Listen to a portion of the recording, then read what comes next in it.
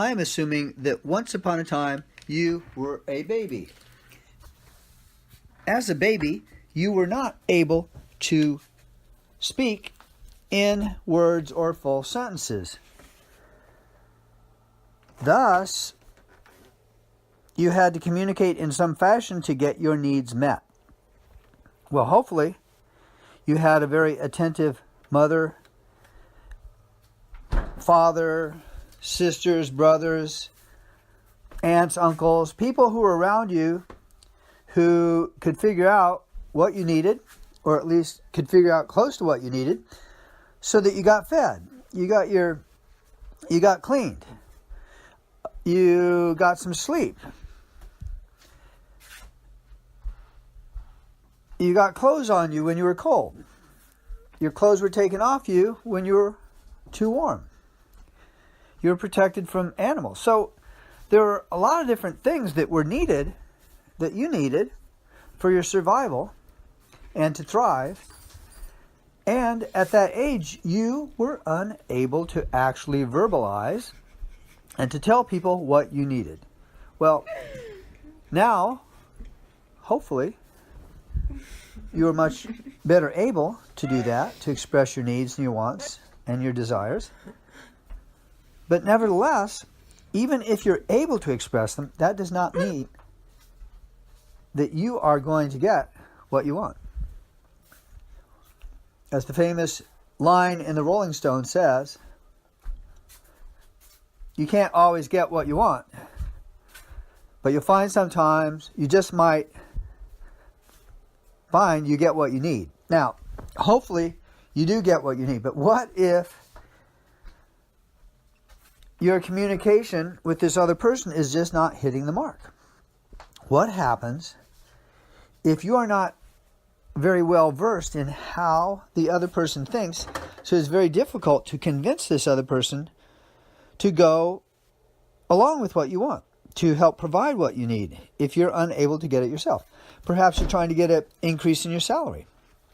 Perhaps you are trying to get a ride somewhere when you don't have a way to get there on your own.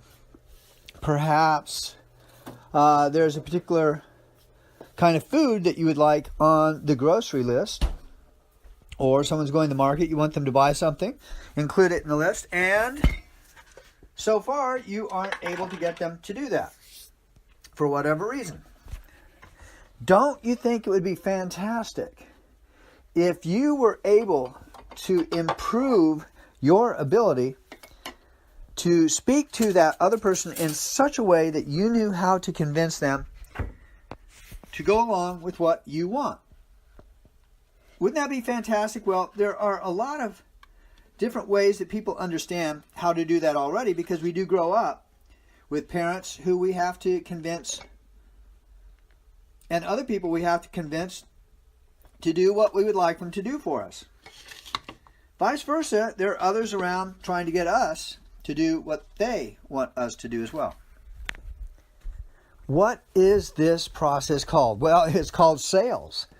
And in fact, we are constantly trying to use our sales ability to get what we want.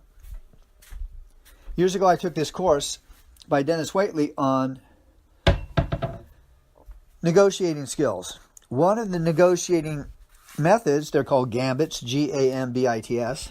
A negotiating gambit is called the broken record technique, and all parents know what this is.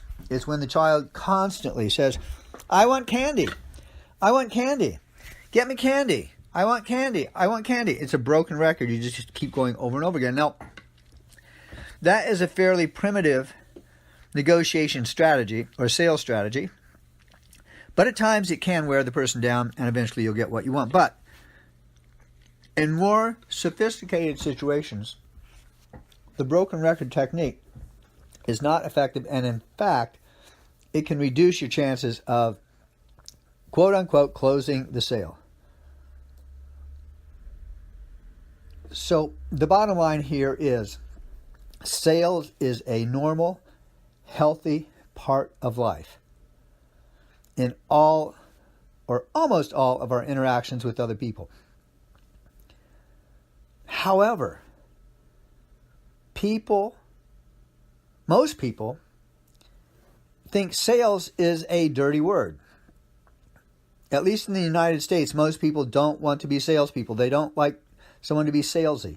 So how do we get around that? How do we become more proficient at communicating to other people in the way that they want to be communicated with in order to more effectively sell them on something that they actually want to do?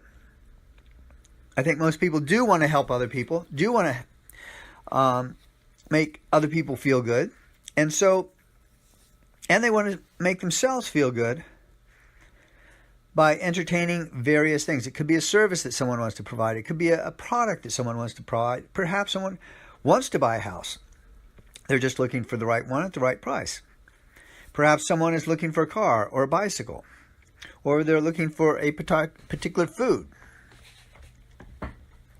How can we, if it's a tricky situation, if it's not straightforward, how can we more effectively communicate with the other person to get what we want so that everyone feels good about it? Well, that is where bank code comes in. Bank code is a personality system to better understand how to speak the language of the other person so that we can be more effective and be more effective in our life, be more persuasive, be more influential, and help other people along the way. Learning your bank code is the first step. I'm offering here a $97 gift to you of learning your own bank code.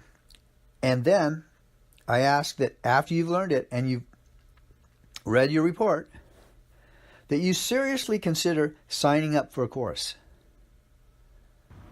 The bank code course, sign up through my website and start to learn how you can apply bank code in all of your interactions, not only for sales, but for your relationships as well. So go to for-cards.com, that's FOUR-CARDS.com.